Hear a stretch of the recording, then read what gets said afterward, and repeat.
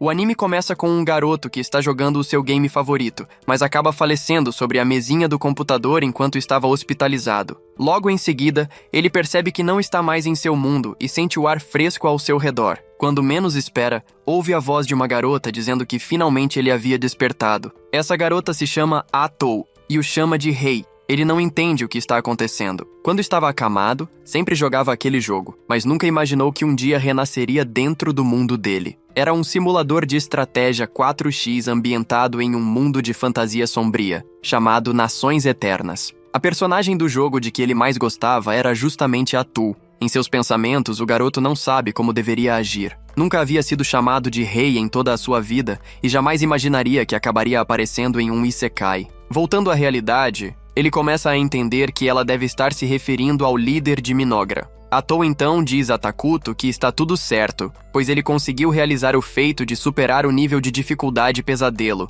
e o fez utilizando a civilização considerada a mais difícil do jogo, a civilização da ruína, Minogra. Takuto é o lendário jogador que brilhou com orgulho e ficou em primeiro lugar no ranking. Takuto não entende como ela sabe de tudo isso, mas Atou se lembra de tudo. Tudo o que Takuto dizia, de como conquistaram o mundo juntos diversas vezes, de como chegaram ao final do jogo repetidas vezes. Ela consegue se lembrar de tudo com clareza. Por isso, gostaria que Takuto não se preocupasse. Ela se lembra perfeitamente dele. Takuto sempre a usava de acordo com seu estilo de jogo. Talvez porque, no fundo, ele desejasse ser forte como Atou. Ele fica muito feliz por poder conversar com ela pessoalmente. A garota também está emocionada por poder falar com seu rei. Takuto percebe que aquele lugar é como um paraíso e não entende como foi parar ali. A garota explica que também foi levada para aquele local de maneira repentina e que, ao seu ver, não se trata exatamente de um paraíso. Para definir melhor,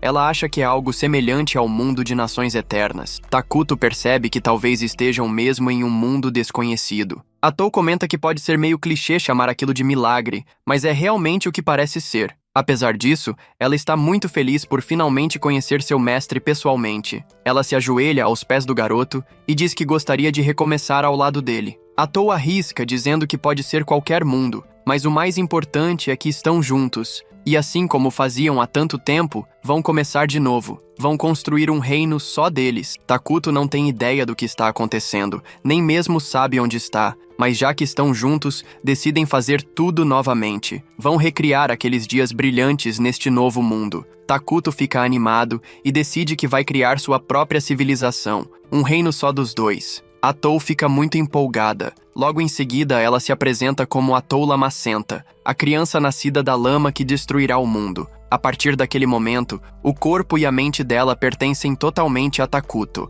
Ela decide que irão se afundar juntos até onde for possível, e assim o jogo começa. Ambos sabem que fazer isso na vida real é algo que dá muita vergonha alheia. Ele elogia a garota, afinal, ela é sua única e fiel escudeira, e lembra que a civilização que criaram juntos era sempre descrita como a mais perversa, mas também como a mais meticulosa e especializada em assuntos internos. Por enquanto, precisam ficar reclusos para poder traçar uma estratégia e começar a construir seu novo reino. De repente, Takuto invoca um monstro na sua frente e o acha meio nojento. Ele estava acostumado a ver essas criaturas apenas pela tela do computador. É explicado que Minogra é uma civilização de modos moderados, que governa sobre o mal e a ruína. Por isso, é essencial manter isso em mente ao tomarem qualquer atitude. Isso significa que precisam evitar ao máximo que os outros descubram seus planos. Essa é uma regra rigorosa no início do jogo. Precisam coletar informações sem serem percebidos por ninguém.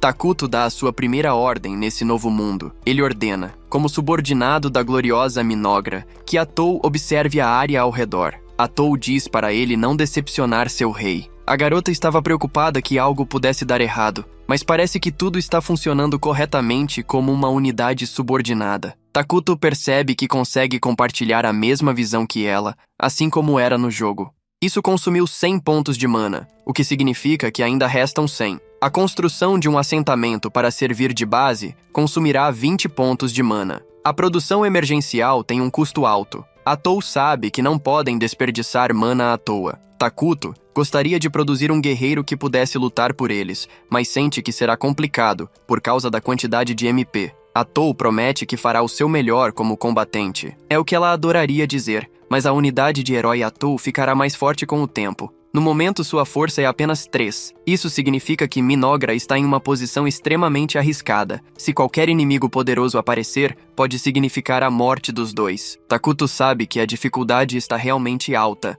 Atou quer animá-lo. Enquanto isso, o monstro invocado anda pela área. Takuto começa a entender como é o terreno ao redor. Praticamente uma floresta. O monstro não encontrou nenhum animal ou outro monstro por perto. O local é perfeito para se esconder, mas é estranho não haver nenhum tipo de criatura. Também não há nada que possa servir como alimento. Ainda assim, ele continuará investigando por um tempo. A garota pede desculpas por não estar sendo útil. Takuto diz que está tudo bem. Só o fato de ela estar com ele já é o suficiente. A garota fica extremamente emocionada com aquilo. Takuto lembra que, no jogo, era difícil perceber esse tipo de reação, mas agora sente que essa é a verdadeira personalidade de Atou. Mas, quando menos espera, o monstro encontra uma comunidade de elfos negros. E o mais surpreendente, não estão tão longe de onde eles estão. Atou supõe que isso significa que aquele é realmente um mundo de fantasia. Os elfos negros costumam ser mais neutros, tendendo para o mal, o que é um certo alívio. Takuto acha que devem mesmo estar no mundo de nações eternas. Se houver um assentamento de outra civilização por perto,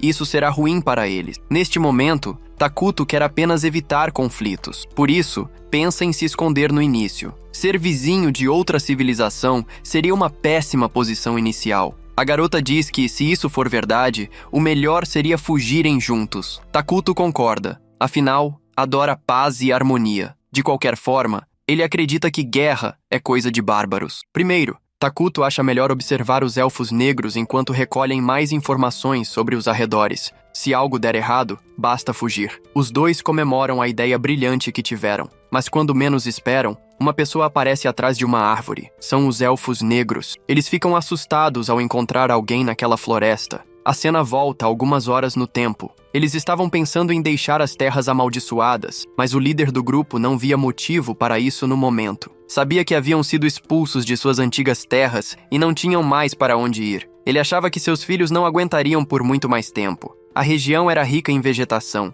Deveria haver comida por perto. Ele sabia que no limite do território inexplorado de Idorágia havia uma vasta e amaldiçoada floresta, conhecida como as Terras Amaldiçoadas. Os livros diziam que algo maligno havia sido selado naquele lugar. De qualquer forma, acreditava que isso era apenas suposição. As árvores haviam crescido ali, então deveria haver comida em algum ponto. Ele não queria que seu povo desistisse. Esse era o lema. O espírito orgulhoso e os fantasmas de seus ancestrais certamente mostrariam o caminho para superar a dificuldade. Depois de observar a floresta com mais atenção, ele reparou como ela era assustadora. Mas não podia simplesmente ir embora por isso. Seu povo o esperava. Os que ainda tinham forças precisavam encontrar alimentos. Quando menos esperava, ele encontrou 2 pessoas. Mas em sua visão, Takuto era apenas uma sombra. Ele percebeu que Takuto era o próprio mal. Suas ações poderiam afetar o destino de toda a sua raça. Precisava agir com cautela. Logo, ele se curva diante de Takuto e se apresenta como um elfo negro do clã Mazaram. Diz se chamar Dia, o líder dos guerreiros.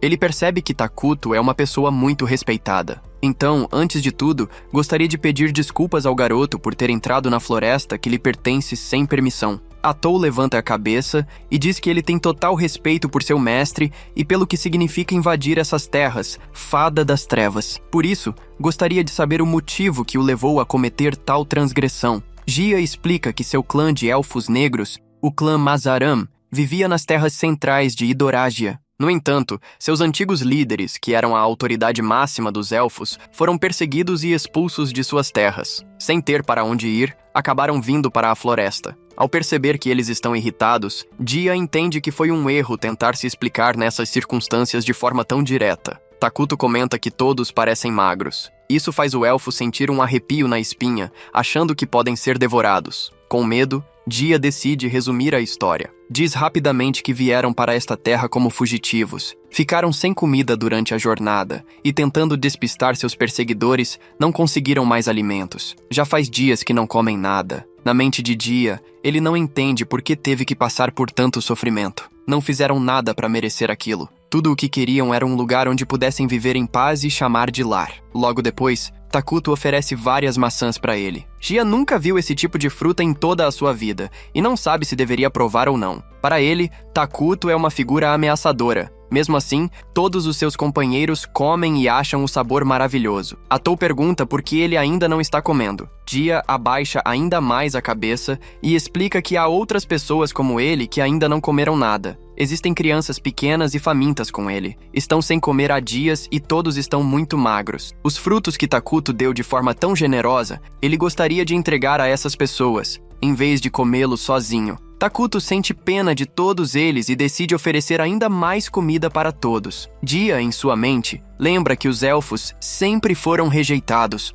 por serem considerados seres que fugiram da luz. Dizem que só vivem graças à misericórdia dos elfos da luz, as fadas. Foram submetidos a desprezo e obrigados a viver nas sombras, longe da luz. Ninguém nunca estendeu a mão para ajudá-los. A cena muda para os membros do clã, que estão morrendo de fome. Quando menos esperam, Jia aparece com comida e todos acham deliciosa. As pessoas perguntam onde ele conseguiu aquilo. Ele diz que encontrou, mas na verdade foi um presente de Takuto. De repente, o ancião aparece, perguntando onde ele conseguiu aquelas frutas incríveis. Ele viveu muito tempo e nunca encontrou nada parecido. Jia experimenta, e é a primeira vez que sente o sabor de algo tão bom nesse mundo. Jia acredita ter encontrado um ser lendário nas profundezas da floresta. Ele se lembra da lenda de um homem selado naquela floresta, o Rei da Ruína. Esse rei é mencionado de forma vaga em livros e manuscritos antigos. Dizem que, quando o mundo atingir seu limite, o Rei da Ruína aparecerá. Ele trará destruição total, forçando a humanidade a recomeçar do zero. Ninguém sabe ao certo se essa profecia é verdadeira, mas também não se pode dizer que é mentira. Jia explica que o ser não disse seu nome, mas com certeza era assustador o bastante para merecer tal título. O ancião pergunta se ele chegou a conversar com o rei. Jia responde que era uma entidade que parecia estar além da sua compreensão. No entanto, havia uma jovem que o servia. Foi ela quem traduziu as palavras do rei até certo ponto. O ancião diz que não sabe se foi realmente o Rei da Ruína que Jia viu. Mas, agora que comeu e recuperou parte de sua mana, tem certeza de que há algo estranho naquela floresta. Além disso, ele questiona por que Jia recebeu comida sem dar nada em troca. Isso não faz sentido. Jia diz que talvez tenha sido por misericórdia e bondade. O ancião então pergunta se Jia foi abençoado por ele. Diz que a graça é concedida como forma de respeito. Jia entende que, mesmo sendo um ser maligno, ainda assim deve respeito a ele. E todos só estão conseguindo discutir sobre isso agora porque Takuto alimentou todos. Jia pergunta o que deveria ter feito, mas nem mesmo o ancião, que vive há mais de 2 séculos, sabe qual teria sido a atitude correta. O ancião se pergunta quando poderá, enfim, passar suas noites em paz. A cena volta para Takuto. Atou está irritada pelo fato de ele ter gasto toda a sua mana para alimentar aquelas pessoas. Além disso, eles não sabem nada sobre o que há ao redor da floresta. Ela se mostra bem chateada com o garoto. Takuto, no entanto, promete fazer qualquer coisa para deixá-la bem, mas ela não está irritada pelo que ele fez exatamente. Takuto precisa dela. E ao ouvir isso, Atou muda completamente seu humor e decide fazer tudo o que ele quiser. E assim termina mais um episódio. Mas sem que percebam, o protagonista escuta tudo. Pouco depois, Pati Largo revela toda a conversa para o protagonista. Agora ele sabe que os elfos negros estão a caminho. Atou imagina que eles podem ter voltado para recuperar os mantimentos que não conseguiram levar da última vez, já que havia uma quantidade enorme. Takuto sente que a chegada de uma cultura e ideologia tão diferentes pode acabar gerando problemas. Ele queria que pegassem a comida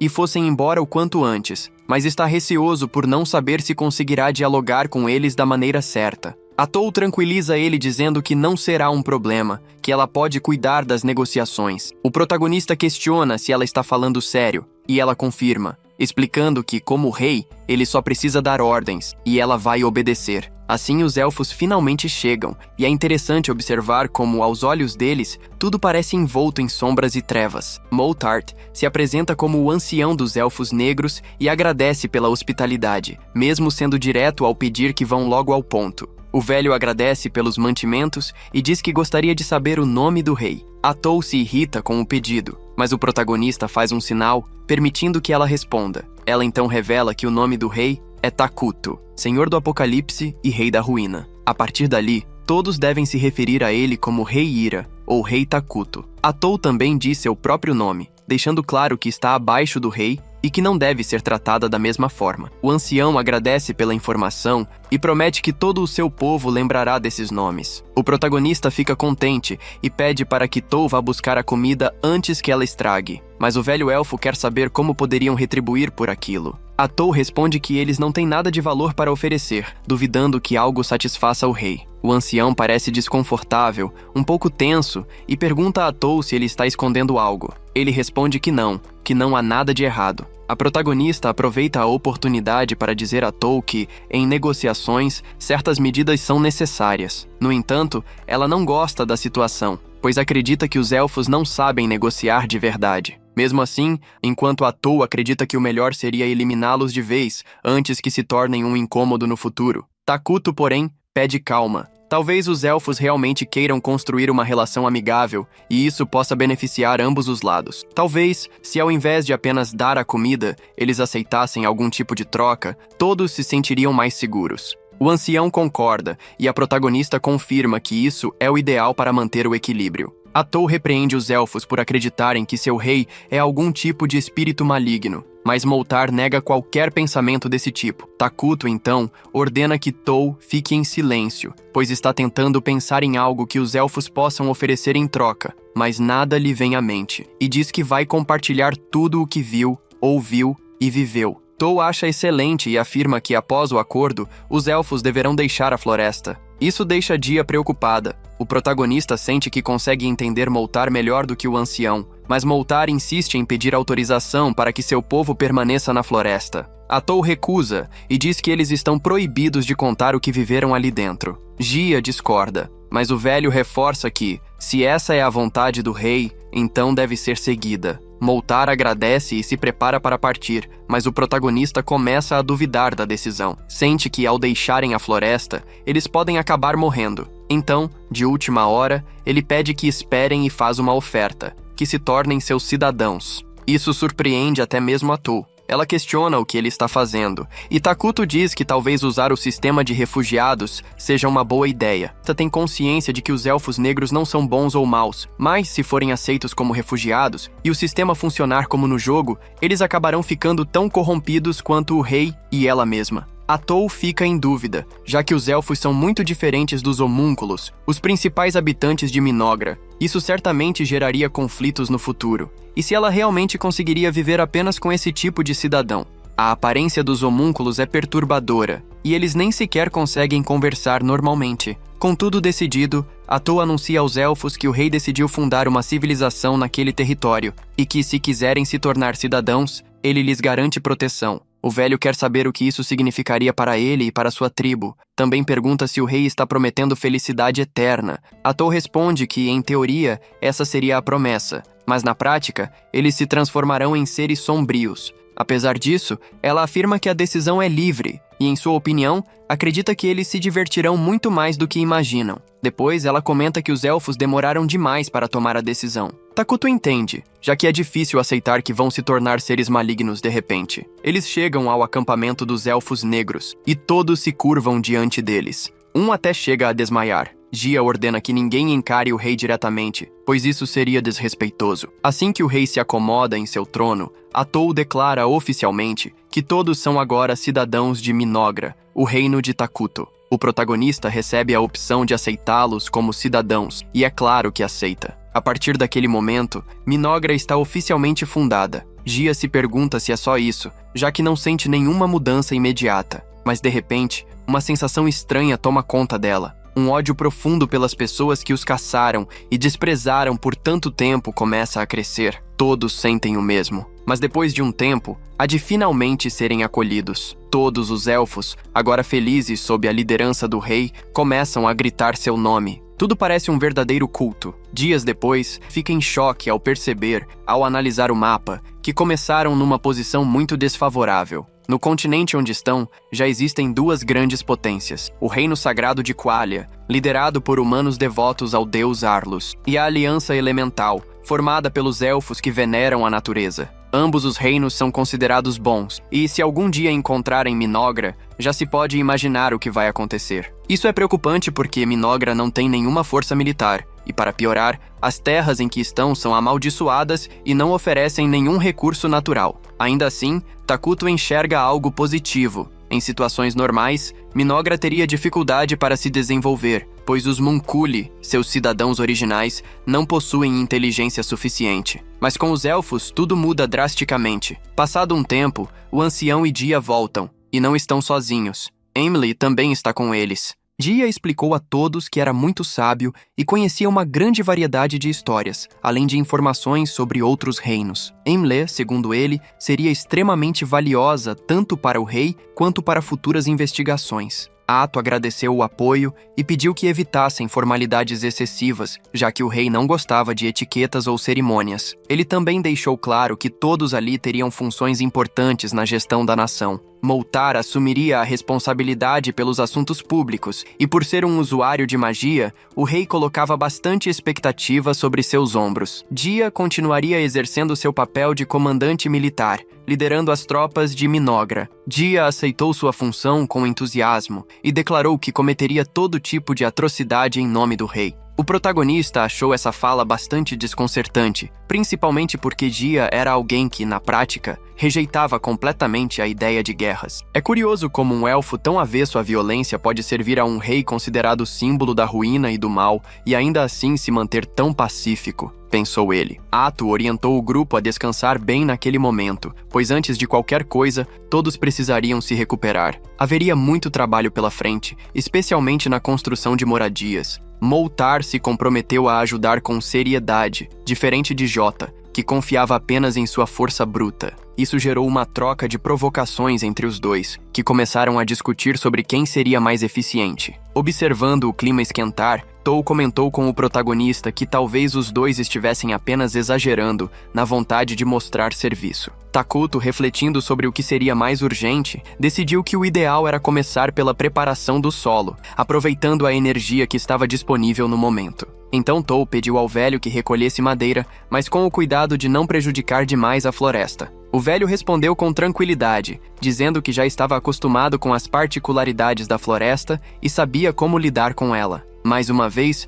Jota se mostrou confuso com a atitude do Rei das Ruínas. Para ele, era incompreensível que alguém com esse título se preocupasse em preservar a floresta. Para completar, o protagonista ainda lembrou o grupo sobre a importância do reflorestamento. Os elfos não faziam ideia do que isso significava, e Dia perguntou diretamente: "O que é isso?" Takuto estranhou a pergunta. Ele percebeu que o nível de desenvolvimento tecnológico daquele mundo parecia se concentrar na criação de fortalezas. Algum tempo depois, Tou perguntou aos elfos se eles tinham conhecimento sobre magia militar e os 6 elementos principais. Moltar respondeu que conhecia os 4 elementos básicos, o que era o mínimo esperado na prática mágica. Emily, por sua vez, afirmou nunca ter ouvido falar de outros reinos que utilizassem esse tipo de magia militar. Diante disso, o protagonista entendeu que aquele mundo ainda não havia chegado ao ponto de compreender ou aplicar os 6 elementos, o que mostrava certo atraso tecnológico em comparação a outros universos. Era algo estranho, sem dúvida. O velho questionou se aquele nível de tecnologia mágica era mais baixo do que o rei imaginava, e Ato confirmou, mas, ao mesmo tempo, garantiu que isso não era exatamente um problema. Com esforço, poderiam alcançar e até superar as outras nações. Voltando ao tema anterior, ela explicou que reflorestamento era o processo de plantar árvores em locais onde elas haviam sido cortadas. Era uma prática essencial para preservar recursos e, inclusive, muito importante até no mundo real. Emily comentou que, a princípio, tecnologia mágica e plantio de árvores pareciam coisas totalmente desconectadas. O velho concordou, observando que árvores costumam levar séculos para crescer. Ato então explicou que nesse caso específico, o reflorestamento envolvia o uso dos elementos principais para acelerar o desenvolvimento das plantas. Isso, segundo ela, era conhecimento trazido pelo grande rei Takuto. Claro que o protagonista sabia que aquilo estava longe de ser verdade, mas Ato continuou exaltando seu rei, dizendo que ele tinha uma sabedoria vasta e conhecia muitos assuntos. Segundo ela, todos ali deveriam se considerar sortudos por viver sob o comando de alguém tão notável. Emily perguntou se aquela fruta que haviam recebido anteriormente também havia sido criada pelo rei, e Ato respondeu que sim, dizendo que, na verdade, ela era apaixonada por uvas. Curiosa, Emily quis saber se uvas eram aquela fruta roxa e comentou que havia plantado suas sementes, que já estavam começando a brotar. Foi nesse momento que Takuto, junto com Ato e Shogi, se deu conta de que tinha entregado a eles uma fruta originária do mundo moderno. Aquilo era um risco, mas também uma chance. Se fosse necessário, ele poderia criar itens que não existiam no jogo. Para testar essa possibilidade, tentou criar algo simples e conseguiu, trazendo de volta uma moeda. Com esse poder, ele sabia que seu caminho dali em diante se tornaria bem mais fácil. Seria possível produzir pólvora, trabalhar com metais e até gerar combustível. O problema era que isso exigiria uma enorme quantidade de energia mágica. Ainda assim, o sorriso em seu rosto deixava claro que ele estava confiante. Emily questionou se não teria sido melhor ele mesmo plantar as sementes, mas Ato explicou que não era necessário. Na verdade, ela até parabenizou Emily pela iniciativa e pelo ótimo trabalho. Enquanto isso, uma elfa loira com aparência serena e quase sagrada revelou que havia sinais de um possível apocalipse vindos das regiões amaldiçoadas do continente negro. A situação era séria para todas as nações envolvidas. Para piorar, um cardeal havia acabado de informá-la sobre o surgimento de bárbaros ao norte. Diante disso, ela sabia que precisava agir rapidamente. Algo estava começando a se mover no mundo. E é assim que termina o segundo episódio. A cena muda para as pessoas caminhando na neve. Todos ouviram dizer que a santa possui um poder especial, mas acham que não parece ser o caso. Deve ser algo bem mediano. Um dos soldados comenta que em breve vão descobrir. Quando menos esperam, um grupo de goblins parte na direção deles. A santa diz que o tempo para os goblins se arrependerem já passou. Pelo crime de perturbar a paz do sacro reino de Qualia e pelo pecado de abandonarem o santo deus Arlos, todos estão condenados a um enterro florido. E assim, ela incinera todas as criaturas. Um dos subordinados da garota pensa que ela não é uma santa, e sim uma arma suprema. Todos os guerreiros ficam impressionados com aquela força devastadora. O homem explica que esse poder é parte do motivo pelo qual a nação é capaz de afastar o mal e manter um bom relacionamento com a nação dos elfos. A grande santa enterra os inimigos em chamas e os envia com flores. Ela é uma das 7 grandes santas salvadoras do continente Idorágia. Santa Soalina dos Sepultamentos Floridos. O homem enviou os paladinos para os vilarejos próximos. A santa pergunta ao cardeal sobre o assunto que os dois discutiram no caminho até o local. O cardeal não lembra que assunto seria esse. Ela explica com mais detalhes o presságio do apocalipse nas terras amaldiçoadas e diz que deveriam enviar paladinos para investigar.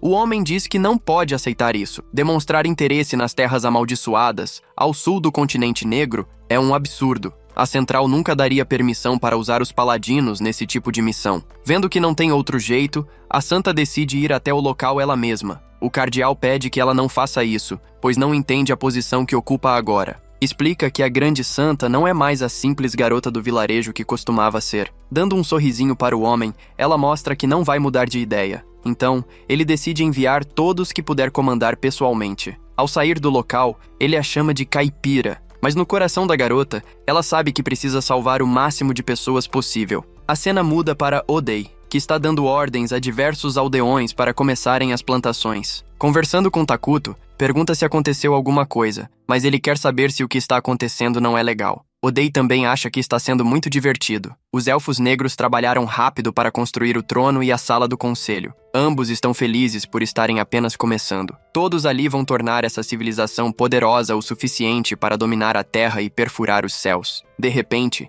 Dia aparece no local para informar que todos os administrados de Takuto estão reunidos conforme o ordenado. Mas antes, os elfos entregam a nova roupa de Takuto. Ele fica muito feliz por finalmente poder tirar o pijama. Todos os trabalhadores se esforçaram bastante para que Takuto pudesse usar trajes dignos de um grande rei. Mesmo sem conseguir vê-lo, todos elogiam sua beleza e dizem que o garoto é terrivelmente encantador. Agora chegou a hora das políticas internas. No entanto, Takuto está tão encantado com a nova roupa que não presta atenção em nada. Então Dia acha melhor discutirem entre si e depois pegarem a opinião do rei. Takuto conta com todos eles para que façam a reunião acontecer. Os aldeões perguntam que tipo de construções precisam começar. Já iniciaram os preparativos, como o nivelamento do solo e a poda dos galhos. Odeia achar melhor começarem pela instalação de produção de alimentos. Ninguém consegue travar uma guerra de estômago vazio, mas o ancião gostaria de saber se Takuto consegue criar uma quantidade enorme de comida. Odeia achar errado depender do poder do rei só para produzir comida. Além disso, tem a questão da distribuição, que vai surgir conforme o território for se expandindo. O ancião percebe que a garota está certa e pede desculpas pela falta de visão. Odeia mostra para eles uma árvore de carne, e todos ficam assustados com aquilo. Ela explica que é uma das instalações de produção de alimentos da civilização. A árvore dá uma colheita grande, então pode ser usada à vontade. Takuto acha que essa planta é do mal. Odeia decide plantar só para começar. Precisam de uma cabana para poder produzir esses alimentos em massa. A garota pode cuidar disso e gostaria que deixassem tudo por conta dela. A árvore consegue falar e pede para que sejam legais com ela. A garota fica em estado de choque. O próximo tópico da reunião é a pesquisa. Já que ainda são uma nação menor, precisam urgentemente adquirir tecnologias de ponta. O ancião quer saber qual tipo de tecnologia deve receber prioridade. Odeia quer que todos foquem na tecnologia mágica. O velho também fica animado, pois é um grande apreciador de magia. A primeira magia que vão focar é a militar. A magia normal só consegue atacar algumas dezenas de pessoas. O ancião quer que deixem isso com ele, pois pode fazer com facilidade. Além disso, a magia militar permite atacar exércitos inteiros, em escala de milhares, além de alterar o terreno para benefício próprio, junto com outros usos estratégicos. O ancião fica assustado. Não sabia que existia algo tão forte assim. A garota confirma. Para isso, precisam selecionar algumas pessoas talentosas com magia para conduzir a pesquisa. Takuto explica que não é uma tecnologia muito difícil, então devem conseguir isso rapidinho. O ancião fica impressionado com o quanto Takuto sabe sobre magia. O sangue do velho ferve de empolgação para ver como essa magia funciona. Por último, falta o planejamento militar. Jia fica animado. Agora é a vez dele. Primeiro precisam organizar um exército. Takuto acha melhor não focar tanto nisso por enquanto. O garoto fica meio desapontado. Odeia explica que o exército não produz nada, só consome recursos e mana. Então, Jia rebate dizendo que o grupo atual de guerreiros não tem força para proteger Takuto. O velho completa dizendo que, por mais embaraçoso que seja admitir, tanto ele quanto Jia têm recompensas por suas cabeças por serem líderes dos elfos negros. Takuto acha melhor criar um grande herói. Odeia acha essa uma excelente ideia. Um herói pode ter um custo de produção alto, mas praticamente não exige manutenção, o que é perfeito. A garota explica que em Minogra existem vários heróis que servem ao seu rei. Todos são poderosos e têm habilidades especiais, embora sejam todos monstros com parafusos soltos. Existem várias condições para convocá-los, mas é possível chamar pelo menos um em breve. Takuto diz que exércitos exigem manutenção e também chamam atenção demais. Por isso, um herói também ajudaria a manter a ocultação. Takuto decide que vai criar um herói e que todos podem ficar tranquilos. Jia fica feliz com tudo isso. Takuto gosta bastante de gerenciar políticas internas. Em seus pensamentos, percebe que estão coletando mana de todos os cidadãos. Por isso, a mana nacional está bem estocada. O valor coletado é proporcional à felicidade do povo. Então, quanto mais felizes forem, mais a nação poderá se desenvolver. Takuto decide que vai levar todos ao auge da felicidade. A cena muda para a igreja, onde um homem está chamando por Lônius. Não há tempo a perder e precisam partir o quanto antes. Lônius pede para que ele fique quieto. Aquele é um lugar para pedir bênçãos a Deus e não quer que ele fique gritando. O homem percebe que Lônius está com uma aliança de casamento, mas acha que isso não serve como proteção. Quer saber o nome da esposa e da filha dele. O garoto não gosta de falar sobre isso e pede que partam logo para a missão. O homem gostaria que ele respondesse, já que é seu superior. A esposa se chama Marcia e a filha se chama Mina. O homem explica que vão viajar por alguns dias. Pensou em brincar com o garoto, caso ele comece a falar o nome da esposa e da filha enquanto dorme. Mas logo pede para que não fique bravo. É só uma brincadeira. Na mente do garoto, ele sabe que há muitos rumores dizendo que seu líder é rude e mal educado. No entanto, suas habilidades e realizações são de verdade. O homem fica o tempo todo reclamando, querendo saber o motivo de ter sido enviado para o continente negro. O garoto explica que é para investigar uma revelação que a Santa Sualina recebeu. Se forem bem-sucedidos, então serão bem vistos pelo Congresso das Províncias do Sul. E o garoto sabe que, se falharem, será responsabilizado como paladino inferior. Mesmo assim, o homem continua irritado. Ambos estão com uma unidade ruim para lidar com uma revelação da Santa. São os únicos paladinos. O garoto sabe que é raro conduzir uma investigação fora das fronteiras, e não existem padrões definidos para o tamanho das tropas enviadas. Os dois querem entender o que os chefes estão pensando. O garoto sabe que, mesmo com o sacerdócio e os paladinos, é difícil saber o que os chefes estão decidindo nos bastidores. Ele acredita que devem ter algum motivo para forçá-lo a se juntar ao outro paladino bem antes da partida. Vê os mercenários que foram contratados para ajudar. O homem fica muito feliz, já que agora terão reforços. Mas na mente do garoto, ele sabe que o homem tem uma péssima atitude. Ainda assim, é um paladino superior e precisa obedecê-lo. Acha que isso vai aumentar as chances de sobrevivência da equipe. A cena volta para Takuto, que está bem contente com o ritmo em que a vila está se desenvolvendo. O garoto sempre sonhou em construir uma grande civilização. Antes, só via isso em videogames, mas agora consegue ver com os próprios olhos. A garota explica que aquela é uma área residencial. São especializados em arquitetura nas copas das árvores, mas como estão priorizando as árvores de carne, não fizeram muito progresso nas casas. Além disso, as árvores de carne estão crescendo de forma constante e devem concluir o depósito de alimentos em breve. No Instituto de Pesquisa Mágica, o ancião Moltar está reunindo várias pessoas talentosas em magia para iniciarem as pesquisas de uma só vez. Conseguiram encontrar uma fonte próxima de onde obter água, então estão estudando a criação de um aqueduto. O edifício onde Takuto mora é o escritório público, onde são resolvidas as papeladas. A garota sabe que o corpo administrativo de Minogra merece algo mais grandioso, mas isso está além de suas responsabilidades no momento. Por isso ainda é daquele tamanho. Na mente de Takuto, ele reconhece que foi um ótimo julgamento. Além disso, ela lidou muito bem com coisas que ele nem pediu, como garantir uma fonte de água, e por isso é grato. O mais importante é que os elfos negros, que estavam tão exaustos quando os conheceu, agora estão cheios de vida. O garoto sabe que deu essa oportunidade a eles e se sente muito feliz com isso. A garota pergunta o que Takuto acha de tudo aquilo. Estão cumprindo as ordens na esperança de recompensar Takuto por tudo o que ele fez por eles. O garoto está muito feliz por ser bem recebido por todos os cidadãos. A garota fica emocionada e começa a chorar de gratidão pelas palavras de Takuto. Ela pede desculpas pela falta de compostura e diz que agora vai continuar com a inspeção. Takuto nunca tinha visto uma garota chorar por ele antes, então ficou muito abalado com aquilo. A garota explica que as árvores de carne estão quase prontas para a colheita. Tudo isso graças às ferramentas que Takuto deu a eles. Então, ela decide mostrar a fonte de água para ele. Ao chegar lá, percebe que a água está com uma cor estranha, mas Odei pede que todos fiquem calmos. Aquilo é a prova de que aquela terra se tornou parte do domínio de Minogra. Odei experimenta a água e nota que está maravilhosa, confirmando que a terra pertence agora ao reino de Minogra. Então Takuto pede para que todos respirem fundo. Ao fazerem isso, percebem que estão conseguindo respirar melhor e se sentem mais dispostos. Odei explica que as terras amaldiçoadas oferecem benefícios aos seres malignos e são prejudiciais aos seres neutros e bons. Desde que todos se tornaram cidadãos de Minogra, os elfos também se tornaram malignos. Essa terra agora é o melhor lugar para que eles possam sobreviver. Além disso, é um terreno perfeito para a defesa. Em breve, todas as terras da nação mudarão dessa forma. Mas tem um lado ruim. O local é bem feio. No começo, isso pode ser um grande benefício, mas logo será fácil para os inimigos descobrirem onde estão.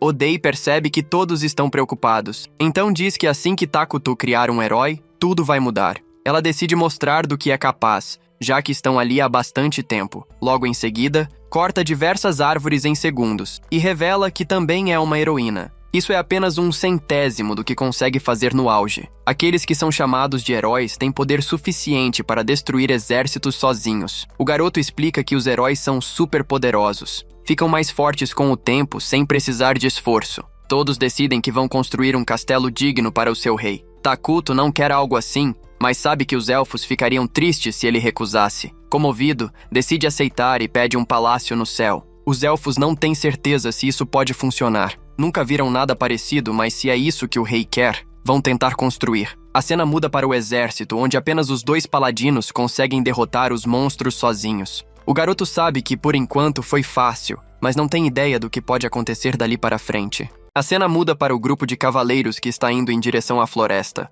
Um deles está impressionado pelo fato de terem conseguido tantos mercenários. O garoto teve muita sorte, pois a maioria dos mercenários está atualmente no norte. Nos é explicado um pouco mais sobre o distúrbio do norte.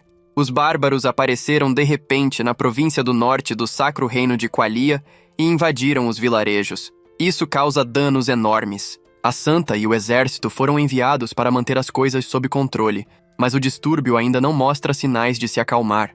Um dos homens ouviu dizer que o distúrbio está com problemas. O garoto pede para que Bargo não fale isso, caso ele não tenha algo a ver com o problema. Mas o homem insiste em dizer que não tem culpa nenhuma no que está acontecendo com o norte. Ouviram dizer que os mercenários estavam querendo ir para o norte, já que o pagamento é muito bom. Bargo sabe que pega bem, mas depois de ouvirem que há uma bruxa por lá, ninguém mais quer ir. Mesmo assim, o homem não se importa com o norte. Estão indo para o sul, para as terras amaldiçoadas. Não sabem o que vão encontrar por aquelas terras, então quer que todos fiquem atentos. Enquanto isso, há uma garota em um local escuro dando risada sozinha. Ao chegar em um bar, o garoto pergunta quem é essa bruxa. Bargo responde que é apenas um boato e que não precisa se preocupar tanto. As pessoas estão dizendo que o começo dos acontecimentos no norte foi causado por uma bruxa. O garoto acha que isso é mentira, já que a Santa também foi enviada para o norte. Não acha possível que uma única pessoa tenha causado tudo isso. Bargo acredita que isso não é impossível de ter acontecido. O líder pede para que ambos parem de ficar contando coisas ruins o tempo todo. Bargo pergunta se o homem não bebeu um pouco demais. Mas o rapaz quer que parem de ser chatos e que aproveitem o momento. O rapaz já leu que, depois de um bom dia de trabalho, é possível descansar. Mas não é bem assim. O rapaz explica que ele prega que estão temporariamente liberados de seus deveres sagrados quando estão com a família e que não deveria conceder permissão para beber. O homem acha que é apenas uma diferença de interpretação. Pergunta a Lônius se precisam entrar em um debate religioso naquele momento. Bango esteve se perguntando esse tempo todo o que há de tão importante nas terras amaldiçoadas para levarem 2 paladinos. Gostaria de saber se é algo envolvendo uma bruxa como no norte. Se for, decidirão se devem se retirar. O homem responde que não é isso. Quer apenas que não se preocupem e diz que já tem uma ideia do que se trata. A missão é que os elfos negros fugiram dessas terras. Os líderes provavelmente estão apenas preocupados com a possibilidade de causarem desordem. Bango concorda com os líderes. Não dá para ignorar isso. Eles são bons em maldições e assassinatos. Lônius está preocupado caso eles tenham se fortalecido às escondidas e um dia queiram vingança contra eles. O homem quer apenas que Lônius não fique tenso. Desta vez, estão apenas investigando. Se houver algum problema, é só fugir. Lônius pergunta a Vedel se tem certeza de que essa é a atitude que devem adotar como vanguarda de Deus. Questiona se caso encontrem o mal lá, não deveriam dar a própria vida para exterminá-lo. Vedel explica que não tem fome nenhuma por glória. Há momentos em que até mesmo eles, paladinos, precisam recuar, mas isso não é algo que Lônius deve decidir tão facilmente. Vedel lembra que o garoto tem família. É a mesma coisa para ele e para todos que estão no bar. Todos têm um bom motivo para não morrer. Então quer que o assunto se encerre. Não quer ser um velho presunçoso que bebe e dá sermões nas pessoas. O homem se levanta e quer que todos bebam o máximo que conseguirem, já que amanhã vão chegar ao continente negro. No entanto, Lônius está o tempo todo preocupado com o que pode acontecer. Quer apenas que a proteção do santo deus Arlos esteja com todos eles. A cena muda para Gia e seu grupo, que está preocupado pelo fato de o rei tê-los reunido. Logo em seguida, o nosso protagonista transforma os frutos da árvore em um monstro, e todos ficam assustados com isso. Ficam muito assustados ao perceber que Takuto é capaz de criar uma vida. A garota pede para que todos respeitem o seu rei. Ele ainda tem muito mais poder do que isso para mostrar a todos. Sua decisão e sua felicidade concederão ainda mais poderes ao seu rei. Então, quer que todos mostrem ainda mais devoção ao rei. Assim, todos começam a aplaudir o garoto. O garoto fica aliviado por, no final, tudo ter dado certo. A garota está muito feliz por terem conseguido usar a produção normal para criar monstros, mas o garoto está aliviado por eles terem aceitado quando apenas respondeu sorrindo. A garota não sabia que seria tão fácil criar o monstro apenas usando mana, mas não adianta ficar pensando no que não compreendem. O mais importante é que, com essa última magia utilizada, conseguiram confirmar que podem produzir novas unidades. Isso indica que, da próxima vez, conseguirão realizar a invocação do herói. Embora precisem acumular mana por enquanto, finalmente tem um caminho a seguir. Takuto sabe que, com 2 heróis ao seu lado, podem alcançar uma força descomunal. A garota pergunta quem Takuto deseja convocar primeiro. Takuto vai invocar Isla, a rainha dos insetos. Pensou em escolher essa garota esse tempo todo, e ela ficou animada com a decisão. Ela também é muito poderosa e vai ajudar bastante. Isla, a rainha dos insetos, é uma das orgulhosas heroínas de Minogra, que possui uma aparência de inseto. Ela tem a capacidade de fortalecer todas as unidades de insetos. Com isso, os insetos de pernas longas se tornarão lutadores de primeira linha. Além disso, ela também tem a capacidade de produzir unidades larvares e criar mais força de trabalho. Isla também tem um ótimo desempenho tanto na guerra quanto nos assuntos domésticos. Portanto, ela é a heroína de que mais precisam no momento. A garota acha isso muito impressionante. O fato de Isla dar à luz no início do jogo aumenta a força de trabalho, e aumentar a força é uma estratégia padrão. Ser confrontado com elementos desconhecidos é um grande motivo para adotar a estratégia mais confiável. O garoto tem certeza de que é isso. Mas além disso, todos os outros heróis têm personalidades horríveis. De certa forma, ela é a única opção viável no momento. A garota lembra que há aqueles que adoram conquistar o mundo, outros que desejam lançá-lo ao caos. Todos os heróis são problemáticos. Precisam pensar nos assuntos internos primeiro, então a ideia de convocá-los pode esperar um pouco. Takuto sabe que não podem ficar sem as habilidades dos heróis e, pessoalmente, ele quer conhecê-los também. Portanto, planeja convocá-los em breve. Só espera que eles não causem problemas. Diz a Atou que quer apenas viver em paz e nada mais. A cena muda para o grupo dos cavaleiros, que está de frente com um gigante da colina. Lonius não entende o motivo de uma criatura como essa estar atacando durante o dia. Supõe que se deva esperar isso do continente negro. Vedel decide que vai lutar sozinho contra essa besta. Levantando sua espada, pede a Deus poder para derrotá-la. Esta é uma técnica secreta de Qualia, que incorpora orações ao brandir a espada, a fim de obter um poder divino. O monstro ataca, mas Vedel consegue cortar o bastão com facilidade. Lonius explica que os paladinos que recebem o poder divino têm suas habilidades físicas aprimoradas, e o poder de erradicar o mal preenche seus corpos. Para um paladino superior, esse poder é aterrorizante, sendo comparável ao de um dragão menor. Vedel consegue cortar o monstro em diversos pontos, e logo desfere o golpe final, cortando-o ao meio. Um gigante da colina não teria a menor chance. Todos ficam admirados com o poder de Vedel. Lonius tem certeza de que, com um poder como esse, podem ser capazes de concluir a missão sem problemas, mas o homem não tem certeza de que isso seja verdade. A cena volta para Takuto, que está prestes a comer um hambúrguer. No entanto, Atou pede que ele coma algo de melhor qualidade. Ela acha que o garoto deveria ter refeições mais saudáveis. O garoto está cansado de comer esse tipo de alimento. Quando estava hospitalizado, comia muito disso. Mas nesse sentido está mais preocupado com Atou. Ela não entende o motivo de ele estar preocupado com ela. O garoto vê que no prato dela há apenas salada. Ela responde que isso combina mais com o seu gosto. Ao olhar para frente, Takuto vê que tudo está ficando magnífico. A construção do palácio ficará pronta em breve. Os elfos negros estão se esforçando ao máximo para fazer o melhor palácio possível.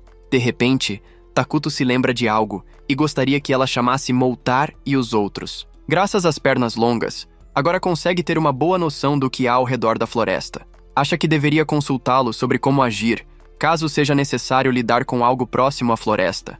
Atou pergunta se ele está se referindo à cidade vizinha. Takuto responde que sim. O garoto afirma que Qualia não é tão boa assim. Atou explica que Qualia fica muito mais ao norte.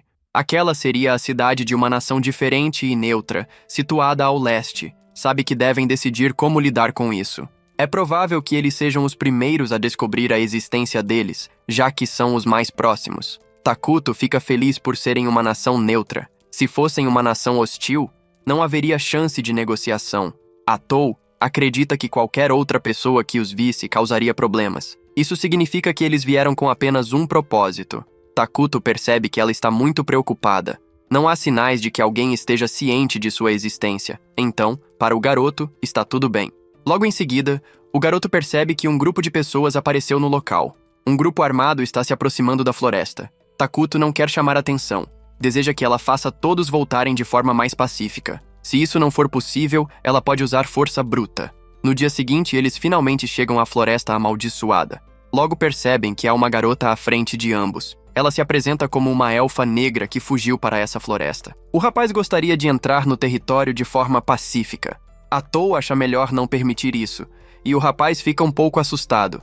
A garota tenta explicar que não há nada na floresta e que está vivendo de forma pacífica. Gostaria de saber o motivo de eles estarem tão obcecados por essa floresta. O homem explica que vieram porque há uma calamidade à espreita nesta terra. Não podem voltar para casa sem confirmar a verdade. Lonius pergunta o motivo pelo qual ele contou o que pretendiam fazer.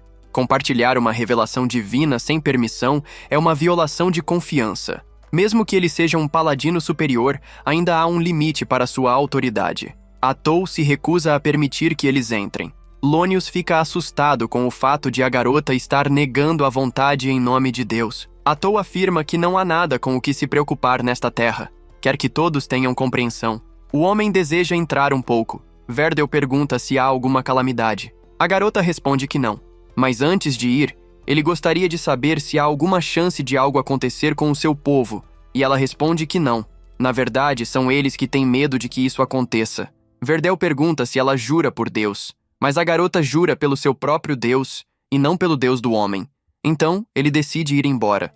Lonius não entende o motivo de o homem querer ir embora. Verdel explica que ela disse que só quer viver em paz. Mesmo o garoto conseguindo sentir a aura maligna emanando da garota, Verdel ainda assim quer retornar. O homem decide partir. Lonius considera que o homem abandonou a missão e renunciou ao destino de sua autoridade. A partir de agora, ele irá cuidar da missão, e eles entrarão sim na floresta. Bagno pede desculpas a Verdel, já que foi Lonius quem os contratou. Avançando, Lonius acaba desmaiando. Ao abrir os olhos, todos os seus homens estão mortos, e Verdel percebe que a garota é uma bruxa. E assim termina mais um episódio. Espero que vocês tenham gostado e, se gostaram, deixem seu like e inscrevam-se no canal. Enquanto isso, o nosso protagonista fica o tempo todo olhando e pensando sobre o que deve estar acontecendo. O homem pede apenas para que Bargo corra o quanto antes para o reino, para que possa avisar os superiores. Mas ele pede desculpas pelo fato de terem acabado com o seu mensageiro com apenas um ataque. Odeie pede para que todos partam para cima. Ela é a grande calamidade que todos estão procurando. Logo após, os corpos caem, e o garoto fica traumatizado, gritando o tempo todo para o seu superior. O homem pede para que todos fiquem atentos. Agora que estão diante de uma calamidade, precisam lutar. Atirando flechas contra Odeie, ela consegue bloquear com extrema facilidade, e Odeie fica animada pelo fato de todos estarem atacando com tudo. Todos ficam assustados com o que está acontecendo. Tudo estava correndo tão bem, e de repente, a casa caiu. Odeie concorda plenamente com a fala do líder. Ela também lamenta que tenha chegado a este ponto. Ela aponta para o garoto. Pelo fato de ter sido tudo culpa dele a luta ter chegado a esse ponto. O garoto pergunta a Verdel o que é exatamente uma bruxa. Verdel explica que recebeu ordens restritas dos superiores para manter o sigilo, mas deveria ter contado. Quando a santa recebe uma revelação e os escalões superiores a confirmam, esse monstro é designado como uma calamidade e é chamado de bruxa. O tumulto no norte também foi causado por uma bruxa. Todos têm certeza de que Odeie deve ser a mesma coisa. Odeie pergunta se já acabaram com a conversa. Verdel sai correndo até a mulher e pede para que os mercenários recuem, enquanto ele e Lonius avançam contra Odeie.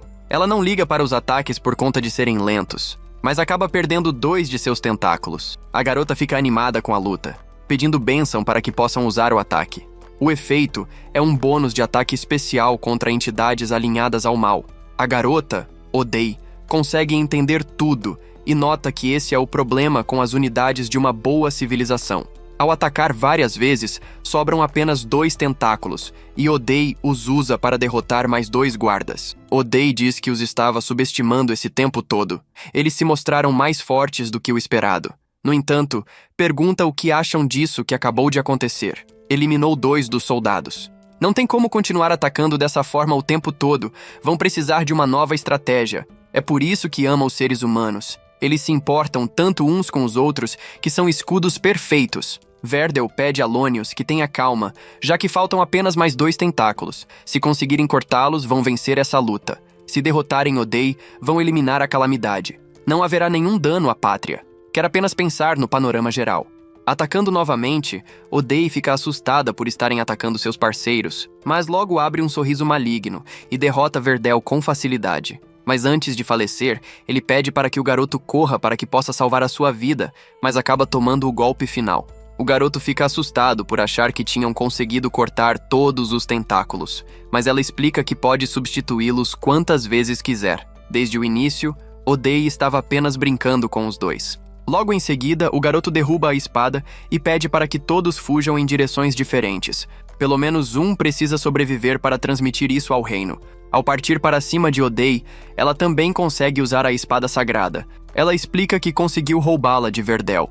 Todo o esforço diligente que ele fez, todas as técnicas que aperfeiçoou, conseguiu roubar tudo. Partindo para cima do garoto com os golpes de seu líder, ele fica assustado com como isso pode ser possível.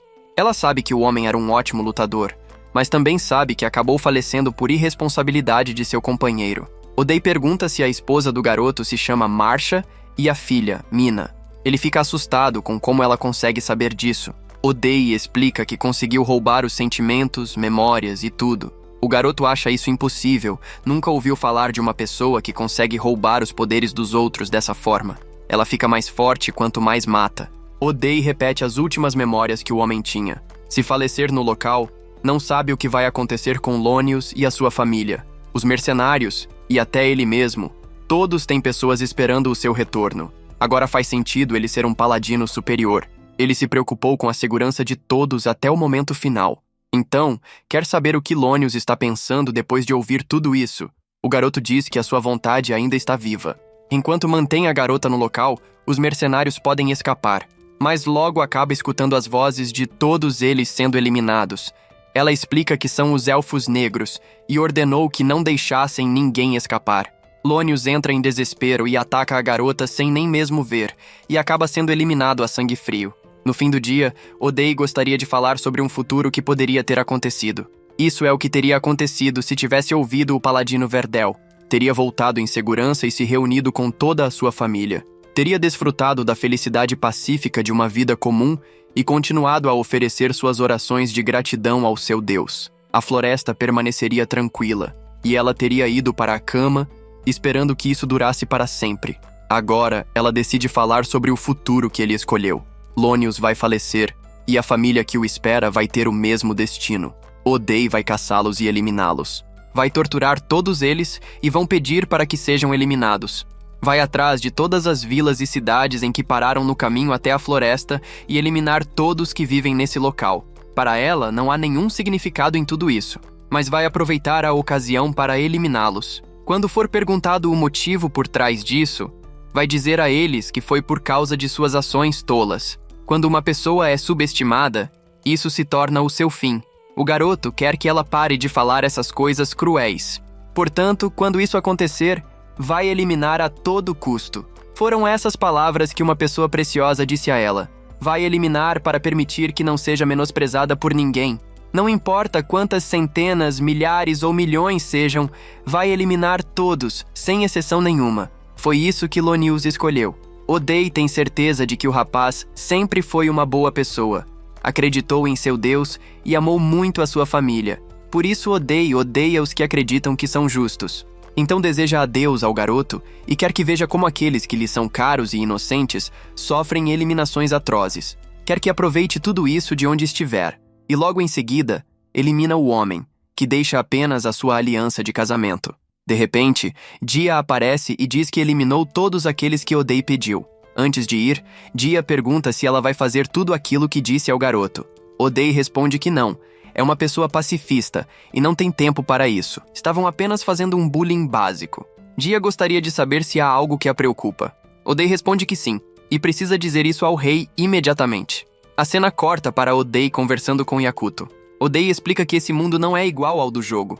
Yakuto achou que poderia ser esse o caso, mas agora tem certeza de que é esse o caso. Ela explica que a mecânica do jogo foi aplicável até certo ponto, mas devem operar com a suposição de que o mundo funciona de forma diferente. No entanto, também há aspectos positivos no fato de ser diferente do jogo. Yakuto pergunta se está falando sobre as habilidades, e ela responde que sim.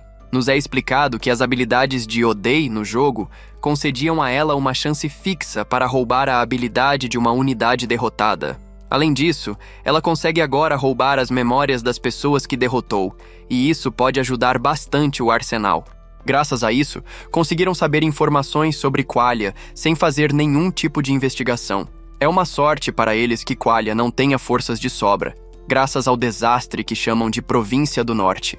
Yakuto está animado pelo fato de o garoto estar aliviado. Nenhum deles sabe nada sobre o seu exército, e isso os deixa com bastante vantagem. O que mais o preocupa é a causa desses desastres. O distúrbio do norte.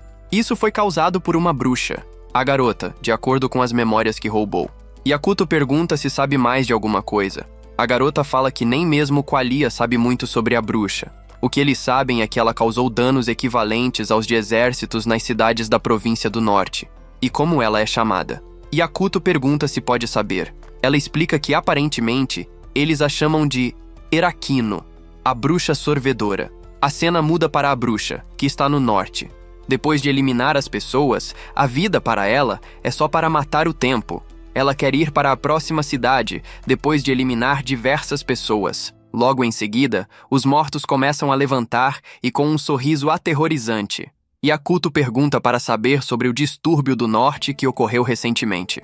Então, Yakuto explica que acabou sendo capaz de causar danos equivalentes aos exércitos em tão pouco tempo. Talvez seja possível que eles tenham sido a este mundo da mesma forma que eles. Mas de qualquer forma, está claro que eles têm alguém com a força da unidade de herói. Essa é uma reviravolta problemática. Oday quer saber o que precisa fazer. A julgar por ações, acredita que eles também estão alinhados com o mal, mas pergunta se Yakuto gostaria de tentar entrar em contato. Yakuto acha melhor não tentar, pelo fato de não conseguir se entender. Não quando Yakuto e Oday são malignos. Oday sabe que isso é verdade. Não entende o motivo que devem lidar com um problema após o outro. Yakuto sabe que isso está acontecendo no norte distante, uma guerra tremenda. Mas o fato de terem tempo para lidar com isso já é ótimo. Mas agora que sabem que eles têm força de combater igual a uma unidade herói, há uma coisa que precisam fazer para combater. Oday sabe que é para criar um novo herói. Yakuto está planejando produzir a isla, mas talvez deva reconsiderar isso. Mas acha que talvez seja melhor se concentrar no potencial de combate. Ela acha isso uma excelente ideia. Ainda levará um pouco mais de tempo para reunir a mana necessária para produzir um herói. Ela também vai ajudar, mesmo que seja pouco. Yakuto sabe que a isla não seja a única coisa que precisa reconsiderar. Está pensando em alterar um pouco as políticas. Eles têm um inimigo claro em Qualia. Além disso, tem o elemento incerto que é a bruxa. Portanto, quer ter outra nação como aliada. Oday entende o seu raciocínio, mas gostaria de saber se isso é possível. Neste momento, estão alinhados com o mal. A cena muda para um grupo de pessoas que estão lutando um contra o outro. Uma garota apenas está derrubando boa parte de um exército. A garota está indo com os seus homens zumbis para cima da formação inimiga e a mulher já não sabe mais o que pode fazer.